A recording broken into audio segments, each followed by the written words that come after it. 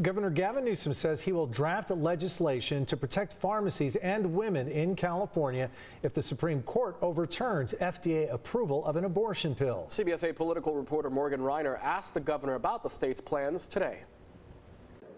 We didn't get the news from the press conference itself. The governor and a handful of other lawmakers spoke for 45 minutes about how they are here for California, that abortion is still very much so legal here in the state of California. It wasn't until after the press conference wrapped up that the governor's press office spoke to reporters that were still in the room and said, hey guys, the governor plans on working with lawmakers in order to draft legislation that would essentially protect pharmacists from dispensing the abortion pill even after the Supreme Court potentially takes away the FDA approval.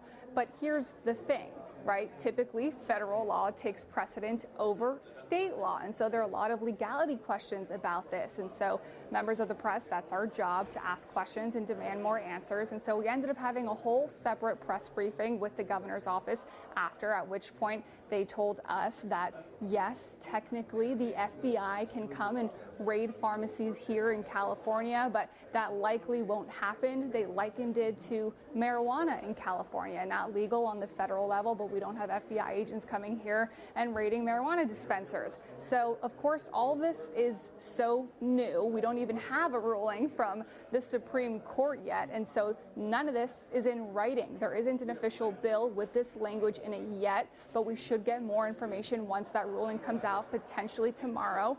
The governor's press office did tell reporters that the governor should make himself available to answer more questions later on in the week.